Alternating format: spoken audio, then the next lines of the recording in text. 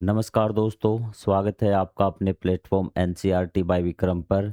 जैसा कि आपको पता है कि ये एनसीईआरटी के लाइन बाय लाइन एक्सप्लेनेशन के वीडियोज़ ख़ास तौर पर बनाए जा रहे हैं हमारे साथी अध्यापकगण के लिए और जो बच्चे सिविल सर्विसेज की तैयारी करते हैं उनके लिए, ताकि एनसीईआरटी को लाइन बाय लाइन पढ़कर अच्छे तरीके से समझ सके और उन्हें किसी प्रकार का कोई डाउट न रहे।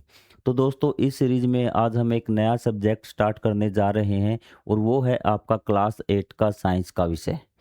तो आज का लेक्चर स्टार्ट करने से पहले मैं आपको कुछ जानकारी देना चाहता हूँ कि यदि आप इस विषय को कंप्लीट पढ़ना चाहते हैं तो आपको प्लेलिस्ट से जाके आप पढ़ सकते हैं। हमारा जो मेन चैनल है एनसीईआरटी बाय विक्रम, जो नए वीडियो आएंगे वो हमारे NCERT by Vikram main channel पर आएंगे। और यदि आपको प्लेलिस्ट ढूंढने में आपको किसी प्रकार की कोई परेशानी न हो तो इसके लिए हमने आपके लिए NCERT by Vikram 8th class नाम से एक अलग प्लेटफॉर्म बना रखा है। आप ये NCERT by Vikram 8th class नाम से यूट्यूब चैनल सर्च कीजिए और उस चैनल की जब आप प्लेलिस्ट में जाएंगे ना तो आपको कंप्लीट प्लेलिस्ट मिल जाएगी जो 8th क्लास के सब्जेक्ट हमने पढ़ा रखे हैं। जैसे सोशल साइंस विषय है वो आपका हमने कंप्लीट करवा दिया है, उसके क्वेश्चन आंसर भी चल रहे हैं। तो आपके आसानी के लिए हमने अलग अलग क्लास के लिए अलग अलग प्लेटफॉर्म बना दिए गए हैं और जो हमारा मेन प्लेटफॉर्म है वो वही रहेगा एनसीईआरटी बाय विक्रम। तो मैं आशा करता हूँ कि ये जानकारी आपको समझ में आ गई होंगी और फिर भी आपको डाउट है तो आप कमेंट करके पूछ सकते हैं। तो कमेंट के माध्यम से आपके हर सवाल का जवाब दे दिया जाएगा। अब एक क्वेश्चन आपका ये रहेगा कि सर आप शुरुआत करने जा रहे हैं तो अध्याय नंबर 2 क्यों? हमें तो अध्याय नंबर 1 पढ़ना है। तो मैं इसलिए आपको अध्याय नंबर 2 से करवा रहा हूँ कि अध्याय नंबर 1 है वो आपके लिए इतना ज़्यादा इम्पोर्टेंट नहीं है। उसमें सिर्फ ये बताया गया है कि आप कक्षा 8 में क्या-क्या पढ़ेंगे। तो आपका मेन जो सिलेबस है वो आपका अध्याय नंबर 2 से ही स्टार्ट हो रहा है। तो चलिए अब हम हमारा लेक्चर स्टार्ट करते हैं। तो देखिए अध्याय नंबर 2 में हमें पढ़ना अदृश्य जीव जगत, हमारी आँखों की क्षमता से परे। कि जो हमारा अदृश्य जीव जगत है कि हमें कुछ चीज़ें दिखाई देती हैं चारों तरफ, कि जैसे मैं आपको दिखाई दे रहा हूँ, आपने चारों तरफ देखी, आपको बहुत सारी चीज़ें दिखाई दे रही हैं। लेकिन इसके अलावा और भी बहुत सारी चीज़ें हैं जो आप अपनी आँखों से नहीं देख सकते। यदि आपको उन चीज़ों को देखना है तो आपको क्या करना पड़ेगा, कोई इंस्ट्रूमेंट का यूज़ करना पड़ेगा, सूक्ष्मदर्शी आपका माइक्रोस्कोप का आपका यूज़ करना पड़ेगा। तो उन्हीं जीवों के बारे में हम इस अध्याय में पढ़ेंगे। तो चलिए शुरुआत करते हैं हमारे अध्याय की। तो सबसे पहले देखिए आपसे कुछ पूछा गया है और आप अपना आंसर खुद से लिखना। और आपको थोड़ा-सा ज़ूम कर देता हूँ ताकि आपको हिसाब से दिखाई दे। क्या आपने कभी सोचा यदि आपके आसपास का दृश्य संसार दृश्यमान हो जाए तो आप क्या देख पाएँगे? कि जो आपका अदृश्य संसार है, कि मतलब कि जो चीज़ें छोटे-छोटे जीव-जंतु, छोटे-छोटे कण हैं, वो आपको फ़िलहाल दिखाई नहीं दे रहे। इसने क्या कहा है, पहले आप क्वेश्चन को समझिए। मेरा मकसद है कि आपको बिल्कुल अच्छे तरीके से एक-एक लाइन में समझाता हुआ चलूँ। तो इसने क्या कहा है कि आपके आस-पास का अदृश्य संसार है, वो दृश्यमान हो जाए। जो छोटे-छोटे जीव आपको दिखाई नहीं दे रहे, वो दिखने लगे, तो क्या होगा? आपको क्या लगता है कि इस अदृश्य संसार का अवलोकन करना आकार, जटिलता अथवा सजीवों के संबंध में आपके सोचने को ढंग को कैसे परिवर्तित कर सकता है?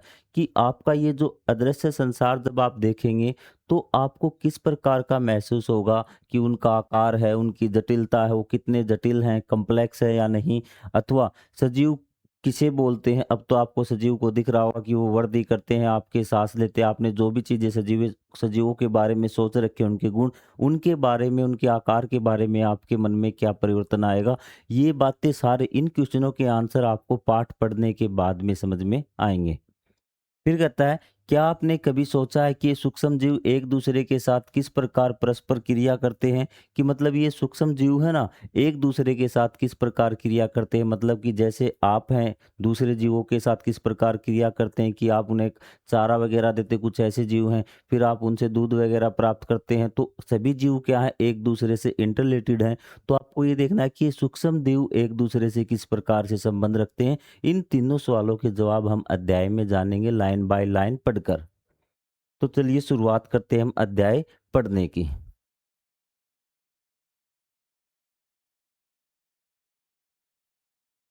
मानव नेत्र केवल उन वस्तुओं को देख सकते हैं जो एक निश्चित आकार से बड़ी होती है। मतलब कि एक आकार है निर्धारित, उससे जो बड़ी चीज़ होगी, उस बड़ी चीज़ को ही हम देख सकते हैं, उस आकार से छोटी चीज़ को हम नहीं देख सकते। लंबे समय तक हमने आसपास की कई छोटी-मोटी वस्तुओं से अनभिज्ञ थे। बहुत समय पूर्व लोगों ने यह खोज की कि काँच का एक वक्रित टुकड़ा, जो छोटी वस्तुओं को बड़ा दिखा सकता है, यह काँच का टुकड़ा मैसूर की दाल के दाने जैसा था, जो कि बीच में से मोटा और किनारों पर पतला था। अब देखिए आपको क्या बताया गया, इसने कहा कि बहुत समय तक हमें जो छोटी-छोटी चीज़ें हैं ना, जिनके बारे में हम पढ़ने जा रहे हैं, उससे अनभिज्ञ थे। अनभिज्ञ मतलब उससे हम अनजान थे, हमें उनके बारे में कुछ नहीं पता था। तब हमने एक चीज़ की खोज की कि मानव ने, मान लो कि कोई टुकड़ा वो टूट गया हो काँच का, कि वो जब उसमें से हमने देखा ना कि काँच में तो आप आर-पार देख सकते हैं, पारदर्शी होता है, ठीक है? तो वो क्या होता है कि हमने देखा कि ये तो जो चीज़ है, मान लीजिए पेन है, मैं पेन को उस काँच के टुकड़े में से देख रहा हूँ, तो इस पेन को आकार को बड़ा करके ये दिखा रहा था। ये देखिए कि काँच का वक्रित टुकड़ा छोटी वस्तुओं को बड़ा करके दिखा सकता है। यह काँच का टुकड़ा मैसूर की दाल के दाने जैसा था, कि जो कि बीच में से मोटा और किनारों पर पतला था, इसलिए उन्हें लेंस कहा है भी। क्या कहा है? लेंस कहा। लेंस क्या होता है? बीच में से मोटा होता है और आपका किनारों पर से क्या होता है? पतला होता है। ये चीज़ आपको समझ में आ गई? वो जो काँच का टुकड़ा था ना, जो छोटी चीज़ों को बड़ा करके दिखाता है, उसका आकार क्या बताया? उसका आकार बताया है कि वो बीच में से मोटा होता है और किनारों पर से वो पतला होता है। समय के साथ लेंसों की गुणवत्ता में सुधार किया गया और उनकी आवर्धन क्षमता को बढ़ाया गया। साधारण आवर्धक लेंस से लेकर सूक्ष्मदर्शी तक प्रत्येक नए उपकरण ने मनुष्य को वह देखने में सहायता की जिसे नग्न आंखों से नहीं देखा जा सकता था। इसने कहा कि आवर्धक क्षमता क्या होती है? आवर्धक क्षमता होती है कि वो कितनी छोटी चीज को बड़ा करके दिखा रहा है। ठीक है, जब हम प्रॉपर लेंस वाला लेक्चर पढ़ेंगे, तब आवर्धक क्षमता के बारे में बात करेंगे। अब मामूली सा आप हिंट ले लीजिए कि आवर्धक क्षमता क्या होती है, कि कोई भी आपका लेंस है, वो कितनी छोटी चीज़ को कितना बड़ा करके दिखा रहा है। और जब हमने स्टार्टिंग में खोज की, तो उसके बाद हमने क्या किया, उस पे रिसर्च करना स्टार्ट किया, उसमें सुधार करना स्टार्ट किया और हमने बहुत ही शानदार लेंसों का निर्माण किया। तो जो नए उपकरण मनुष्य को वह देखने में सहायता की जिसे नग्न आंखों से नहीं देखा जा सकता था। सूक्ष्मदर्शी के आविष्कार ने छोटे छोटे जीव से भरे एक अद्भुत और अदृश्य संसार का मार्ग प्रशस्त किया। इस अध्याय में हम ऐसे ही कुछ जीवन रूपों का अन्वेषण करेंगे। मतलब कि जब हमने सूक्ष्मदर्शी की खोज कर ली ना, तो हमने उस सूक्ष्मदर्शी के माध्यम से बहुत से छोटे छोटे जीवों को देखा, जिनसे हम अब तक अनजान थे। और उन्हीं जीवों के बारे में अब इस लेसन में हम जांच पड़ताल करेंगे, उसके बारे में सीखेंगे। आप जीवों की अद्भुत विविधता के विषय में पहले ही पढ़ चुके हैं, हम पहले ही पढ़ चुके हैं कि जीव बहुत विविध प्रकार के होते हैं। जब हमने जीवों का वर्गीकरण पढ़ा था, कुछ मांसाहारी, कुछ शाकाहारी, अलग-अलग प्रकार के आपके जलीय जीव थे, ठीक है? स्थल पर रहने वाले थे, कि उस लेसन में हमने कंप्लीट जीव पढ़े थे कि जीव बहुत प्रकार के होते हैं आपके। अपने चारों ओर देखिए कितने सारे सुंदर पेड़ पौधे, जीव जंतु विविध आकार, रंग और रूप के हैं। आपको अलग अलग प्रकार के जीव दिखेंगे, आपको अलग अलग प्रकार के पेड़ पौधे दिखेंगे जब आप अपने चारों तरफ देखेंगे। कुछ जीव जंतु बहुत छोटे होते हैं, जबकि कुछ बहुत बड़े होते हैं। वे न केवल अपनी संरचना में अपितु अन्य लक्षणों में भी भिन्न होते हैं। उसने कहा कि कुछ जीव तो क्या होते हैं, बिल्कुल छोटे होते हैं और कुछ बहुत बड़े बड़े होते हैं, ठीक है? और यही नहीं कि वो अपने आकार में ही, क्या संरचना में ही अलग होते हैं, उनके गुण भी अलग होते हैं, ठीक है? उन गुणों के बारे में हम पढ़ेंगे, क्या क्या गुण अलग होते हैं। वे न केवल अपनी संरचना में, संरचना मतलब बनावट में, कि उनका शरीर कैसा है उसमें ही अलग अलग तो होते हैं, उसके साथ साथ ये अपने अपने लक्षणों में भी भिन्न होते हैं। ये सभी सजीव, चाहे वे पौधे हों या अथवा जंतु, जीव कहलाते हैं।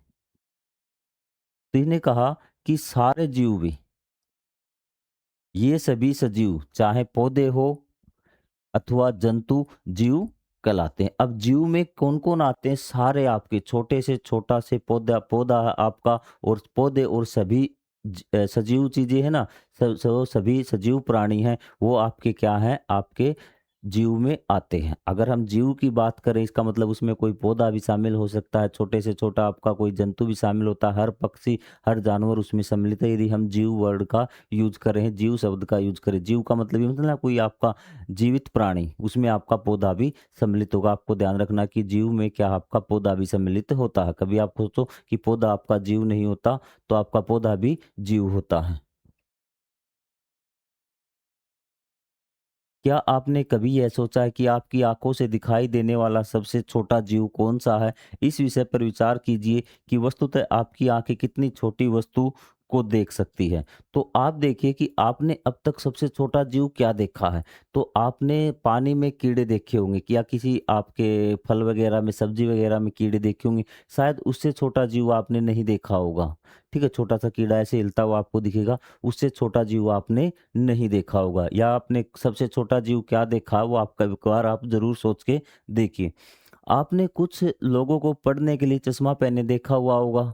क्या आपने सोचा है कि चश्मा उन्हें स्पष्ट देखने में कैसे सहायता करता है, अथवा क्या होता है जब हम किसी वस्तु का अवलोकन करने के लिए आवर्धक लेंस का उपयोग करते हैं? अब कहता है कि कुछ व्यक्ति चश्मा लगाकर पढ़ते हैं, वो चश्मा क्यों लगा रहे हैं? क्योंकि आपको बता दिया कि चश्मा भी क्या होता है, उसमें लेंस लगे होते हैं। लेंस क्या होता है कि छोटी चीज़ को बड़ा करके दिखाई देता है। उनकी आँखों की क्षमता कमज़ोर होती है, उनकी आँखों का लेंस कमज़ोर होता है, वो छोटे अक्षरों को नहीं पढ़ सकते, और जब वो चश्मा लगा लेते हैं ना, तो छोटे अक्षर को बड़ा करके दिखाते हैं, जिससे वो क्या आसानी से पढ़ सकते हैं। आपको ये बात आ गई समझ में? अब चित्र 2.1 में दर्शाए अनुसार एक गोल पेंदे वाला फ्लास्क लीजिए, इसे जल से भरिए, फ्लास्क के मुंह को कोरक से बंद कीजिए। अब फ्लास्क को एक खुली पुस्तक पर रखिए, इसके माध्यम से पुस्तकों के अक्षरों को देखिए भी। क्या करना है आपको कि आपको कोई काँच का फ्लास्क लेना है, आपके अगर स्कूल में लैब होगी तो उसमें होगा, तो आपको क्या है उसमें पानी भरना है, और पानी भर के उसको अक्षरों पे लिखना, अक्षरों पे रखना है उसको, और फिर उस पानी के बीच में से आपको अक्षरों को पढ़ना है, तो आपको क्या दिखाई देता है अभी? तो ये देखिए आपका, ये आपका फ्लास्क है, आपको दिख रहा होगा शायद। तो ये देखिए इसमें पानी था, और ये अक्षर आपके बड़े आपको यहाँ पे दिखाई दे रहे होंगे कि अक्षरों का साइज़ बड़ा हो गया है। आपने क्या कुछ रोचक देखा? जब आप फ्लास्क के माध्यम से अक्षरों को देखते हैं ना, तो वे बड़े दिखाई देते हैं। ऐसा इसलिए होता है क्योंकि जल से भरा यह फ्लास्क एक आवर्धक लेंस की भांति शामिल करता है। आवर्धक लेंस क्या होता है? जो आपकी छोटी चीज़ों को बड़ा करके दिखाता है। अब एक वास्तविक आवर्धक लेंस लीजिए और किसी छोटे जीव जैसे चींटी को देखिए। क्या आप उसके शरीर की संरचना को पहले से अधिक स्पष्ट देख पाएंगे? अब आपको क्या करना, आवर्धक लैंप आपकी ज्योमेट्री बॉक्स में भी आता है, आपका आवर्धक लैंप जो छोटी चीज़ों को बड़ा करके दिखाता है।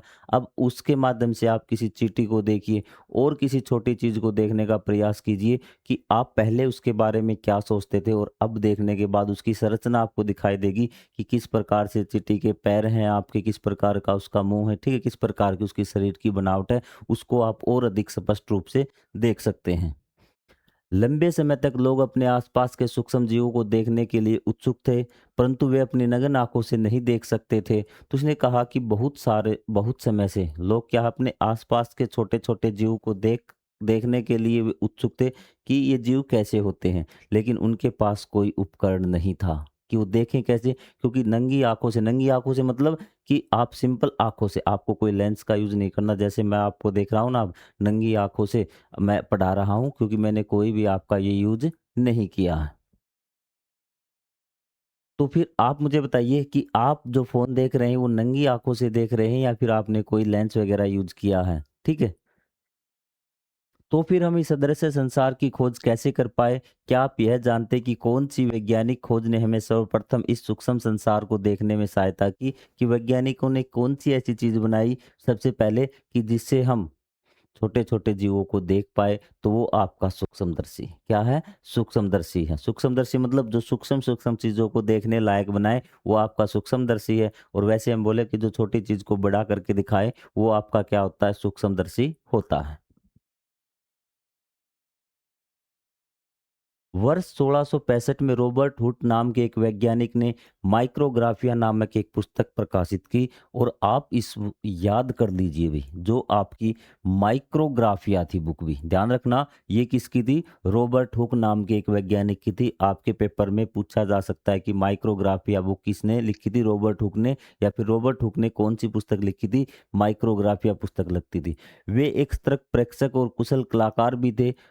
प्रेक्षक मतलब अनुभव करने वाला, देखने वाला, या आप मान लगते हैं कि एक प्रयोग करने वाला भी, ठीक है? इस पुस्तक में उन्होंने अत्यंत छोटी-छोटी वस्तुओं के आवर्त चित्र दिखाए, जिन्हें लोगों ने पहले कभी नहीं देखा था। ये वस्तुएँ उन्होंने इस उपकरण से देखी, जिसे आज हम सूक्ष्मदर्शी कहते हैं। और इस पुस्तक में है क्या, इस पुस्तक में उन्होंने जो छोटी-छोटी चीज़ें थी ना, जो मानव कभी देखना चाहता था, तो उसके चित्र बड़े करके उन्होंने बनाए भी, ठीक है? जैसे चींटी है, चींटी का जो चित्र है बहुत छोटा आपको दिखाई देता। चींटी की पूरी संरचना उन्होंने इतना बड़ा डायग्राम बना दिया, ताकि चींटी को बिल्कुल संक्षिप्त से देखा जा सके, बिल्कुल ज़ूम करके देखा जा सके।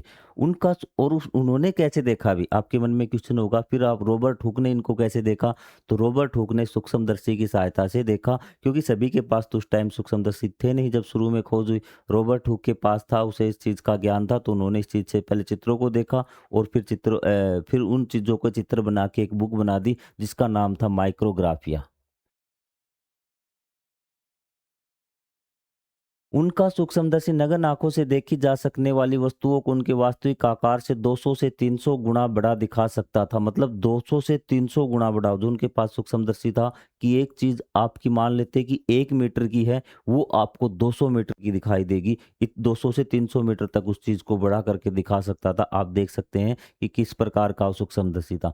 एक दिन उन्होंने कोरक के एक पतले टुकड़े को देखा और पाया कि उसमें छोटे-छोटे रिक्त स्थान हैं भी। ठीक है? उन्होंने कोरक लिया, ठीक है? उसके टुकड़े को देखा भी उसमें, ठीक है? तो उसमें उन्होंने देखा कि इसमें तो बहुत सारे क्या छोटे-छोटे छिद्र जो उन्होंने एक कोरक में देखा भी, ठीक है? ये प्रकोष्ठ उन्हें मधुमक्खी के छत्ते जैसे लगे। उन्होंने जो देखा उसका चित्र बना, प्रत्येक छोटे भाग को कोशिका कहा। उन्होंने कहा कि उन्होंने इस चित्र को देखा, उन्हें छोटे-छोटे छिद्र आपको दिखाई दिए, प्रकोष्ठ दिखाई दिए। उन्होंने उस एक प्रत्येक छोटे भाग को क्या कहा? कोशिका कहा। क्या कहा? कोशिका कहा भी। क्या कहा? कोशिका कहा। और यहीं से आपका क्वेश्चन आता है कि रॉबर्ट हुक ने किसकी खोज की थी? कोशिका की खोज की थी। कैसे की थी? उन्होंने कोरक में सूक्ष्मदर्शी माध्यम से कोरक देखा, कोरक में आपके छोटे-छोटे स्थान दिखाई दिए, छोटे-छोटे जो आपको चीज़ें थी, उन्हीं को उसने कोशिका कहा भी। तो ये भी आपका एक क्वेश्चन बनता है कि कोशिका की खोज किसने की? रॉबर्ट हुक ने, और 1665 इसकी डेट को माना जाता है। विज्ञान के क्षेत्र में सर्वप्रथम जीवन की सबसे छोटी इकाई को कोशिका कहा गया है, कि जीवन के क्षेत्र में सबसे जो छोटी इकाई है वो क्या होती है? कोशिका। जैसे आप मकान बना रहे हैं, तो सबसे छोटी चीज़ क्या है मकान में, कि जिससे मकान बना है वो आपकी ईंट है। तो उसी प्रकार हमारा शरीर क्या है, कि छोटी-छोटी कोशिकाओं से मिलकर बना है पूरा शरीर, की कोशिका से आपका अंग बन जाएगा, फिर आपका एक सिस्टम बन जाएगा, ठीक है? तो उसी प्रकार से क्या है, आपका टोटल शरीर बना है कोशिकाओं से, हर जीव का। वर्ष 1660 के दशक में आसपास एंटोनी वॉन लीeuwenहोek नामक एक डच वैज्ञानिक ने अधिक परिष्कृत लेंस बनाए, जिन्हें उन्होंने अधिक उपयोगी सूक्ष्मदर्शी का निर्माण किया भी। तो ये जो आपका साइंटिस्ट है एंटोनी वॉन लीeuwenhoek, उसने क्या है, और अधिक क्षमता वाले लेंस बनाए, ठीक है? और जिनका उपयोग अधिक सूक्ष्मदर्शी का निर्माण किया भी। वह सूक्ष्मदर्शी सूक्ष्म जीव जैसे जीवाणु और रक्त कोशिकाओं को स्पष्ट रूप से देखने और उनका वर्णन करने वाले प्रथम व्यक्ति थे, जो सबसे पहले जीवाणु की खोज किसने, जो छोटे छोटे जीवाणु होते हैं ना, तो उन्होंने सबसे पहले किसने देखा? तो वो देखा आपका लीeuwenhoek ने। किसने देखा? लीeuwenhoek ने देखा। एंटोनी लीeuwenhoek जो आपकी कोशिका की खोज की, वो किसने की? रॉबर्ट हुक ने की। लेकिन अगर जीवाणु की खोज आ जाए आपकी, तो या फिर रक्त कोशिकाओं को किसने देखा? तो वो देखा आपका एंटोनी वॉन लीeuwenhoek ने देखा था। इसी कारण उन्हें सूक्ष्म जैविकी का जनक कहा जाता है। तो आपका क्वेश्चन बनता है, सूक्ष्म जो आपकी जैविकी है, मतलब सूक्ष्म जो जीव है, इनका जो जनक है, इसमें हम क्या, सूक्ष्म जैविकी में विज्ञान की वह शाखा है जिसमें हम सूक्ष्म जीवों के बारे में पढ़ते हैं। तो इसका जनक किसको कहा जाता है? एंटोनी वॉन लीeuwenhoek को कहा जाता है। इसलिए एनसीईआरटी के फैक्ट आपको याद करने पड़ेंगे, और आपके लिए काफ़ी ज़्यादा इम्पोर्टेंट ये रहेंगे। यहाँ से कितने क्वेश्चन बने कि माइक्रोग्राफिया पुस्तक किसकी है, कोशिका की खोज किसने की? ठीक है, ये आपके रॉबर्ट हुक रहेंगे। और जैविकी का जो आपका जनक है, वो आपका एंटोनी वॉन लीeuwenhoek है, सूक्ष्म जैविकी का।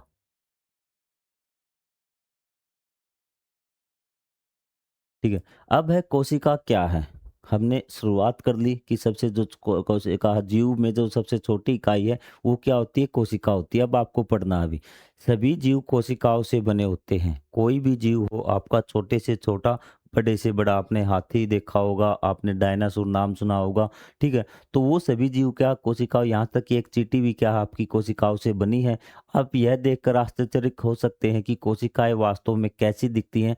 आइए एक सूक्ष्मदर्शी की सहायता से कोशिका की मूल संरचना का अधिक गहनता से अवलोकन करें। तो आपके मन में क्वेश्चन होगा कि ये कोशिका कैसी दिखती है? कोशिका तो वैसे तो आपकी बहुत छोटी होती है, आप नग्न आँखों से नहीं देख सकते, लेकिन हमने सूक्ष्मदर्शी के माध्यम से क्या है एक चित्र बनाया है कोशिका का, और उसके माध्यम से हम कोशिका का चित्र देखने की कोशिश करते हैं भी।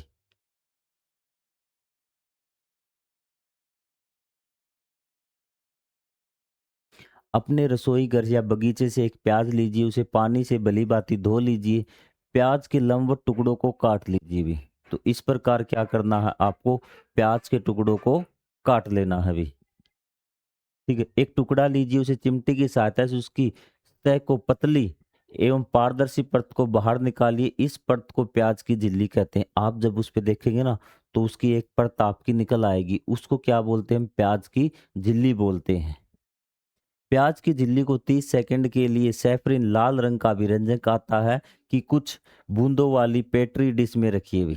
तो ये आपका सैफरन एक आपका पदार्थ होता है, तो उसमें आपको उस झिल्ली को रखना है।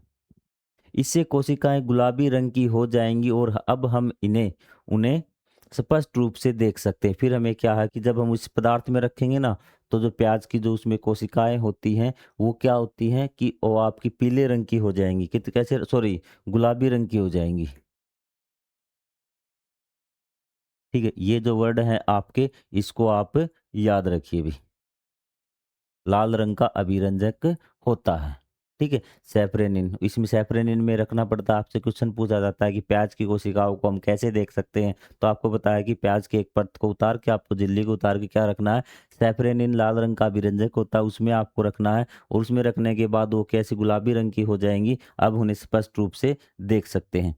एक पतले ब्रश की सहायता से प्याज की झिल्ली को दूसरी पेस्ट्री डिश में रखिए जिसमें पानी हो, ताकि अतिरिक्त अभिरंजक निकल जाए। फिर हम क्या करेंगे, उस झिल्ली को उठा के दूसरे पानी में रख देंगे, ताकि अब जो अतिरिक्त जो अभिरंजक होगा ना, वो निकल जाएगा। सिर्फ पीली हमें जो प्याज की झिल्ली है ना, वो साफ साफ आपको दिखाई देगी। जो अध्यापक वीडियो को देख रहे हैं, वो इसका आप प्रबंध करके सैफरेनिन का आप ये एक्सपेरिमेंट बच्चों को दिखा सकते हैं। अब प्याज की अभिरंजित झिल्ली को कांच की स्लाइड पर एक पतले ब्रश की सहायता से रखिए। ठीक है? अब आपको क्या करना है, आपको काँच की एक स्लैब पर उसको रखना है अभी। ठीक है? पतले ब्रश की सहायता से रखिए और ध्यान की कि यह टूटे और न ही मुड़े भी।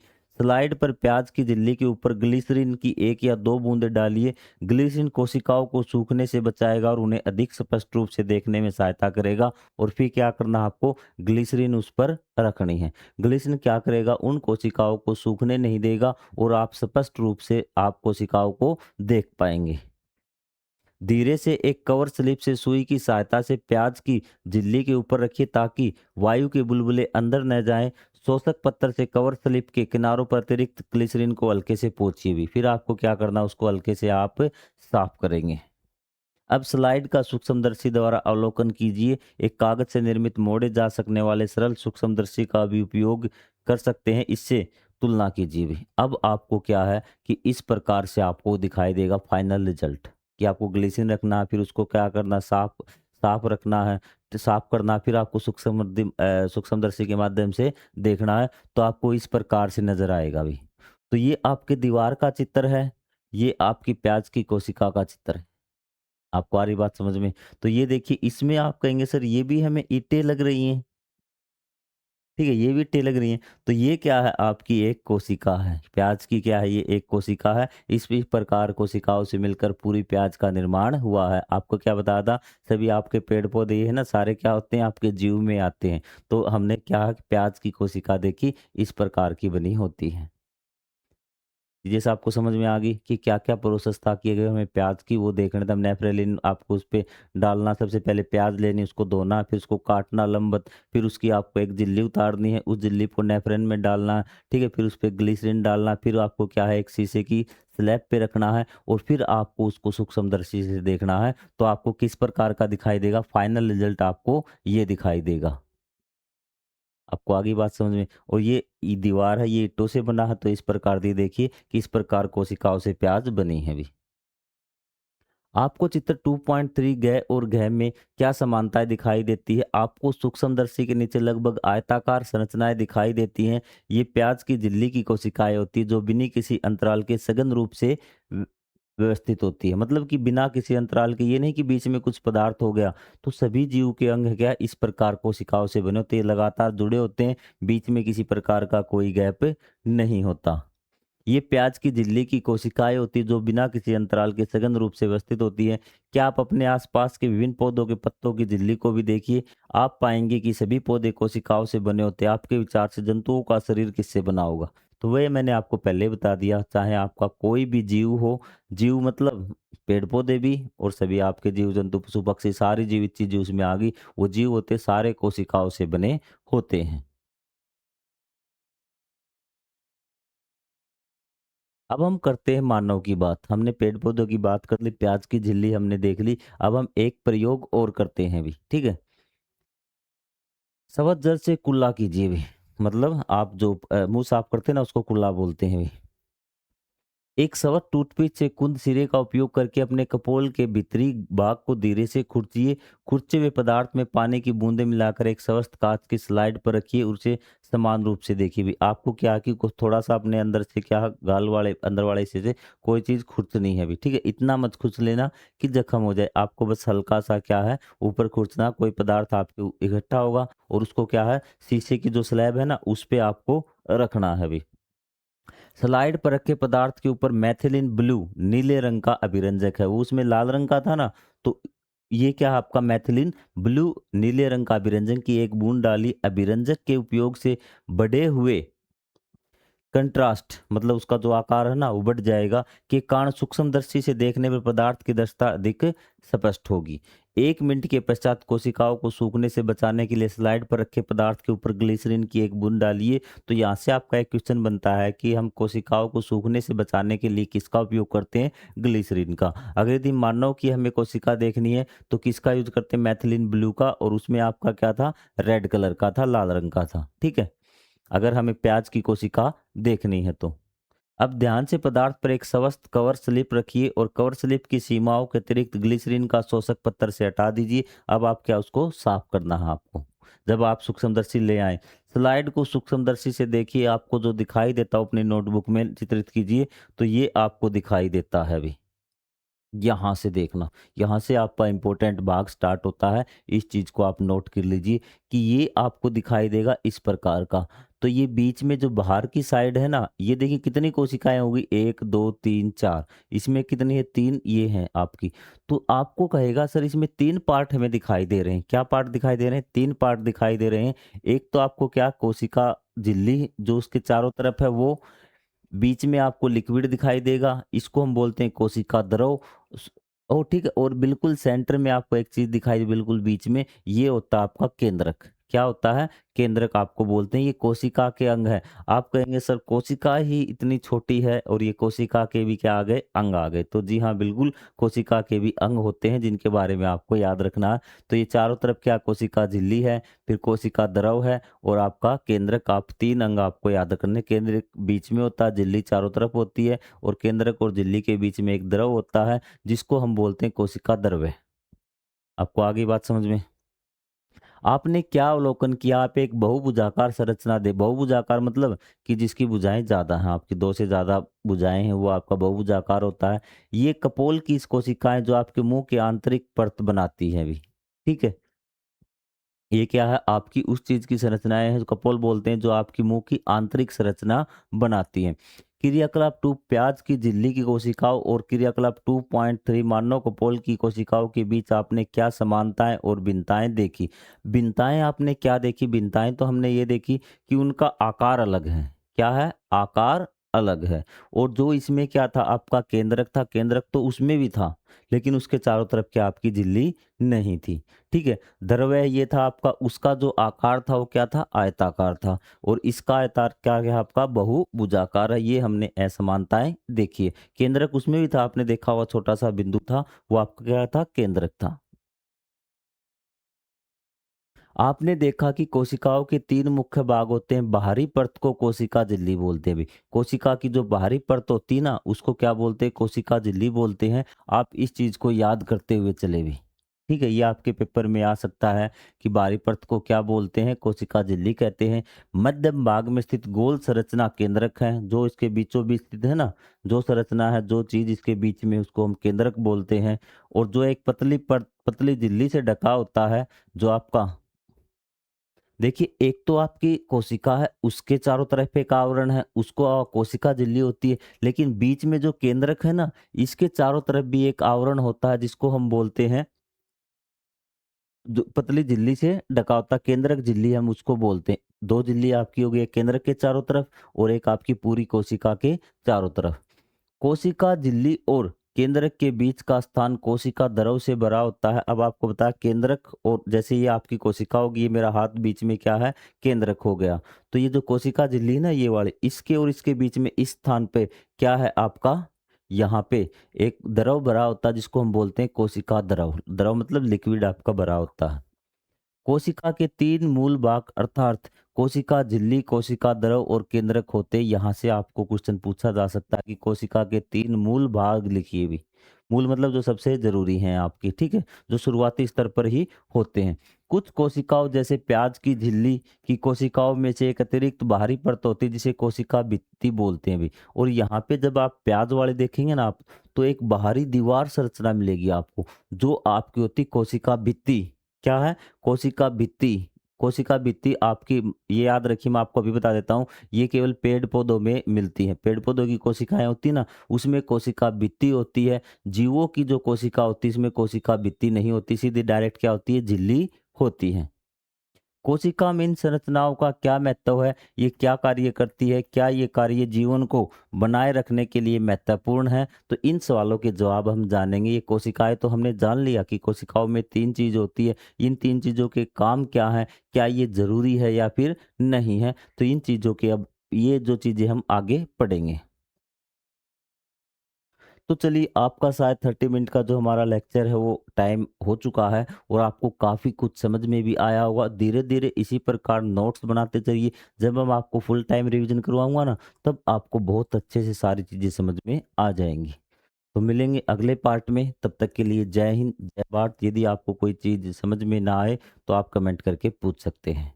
चैनल को सब्सक्राइब ज़रूर करें और बाकी बच्चों के साथ वीडियो को शेयर करें। जय हिंद, जय Bharat. Thank you very much again.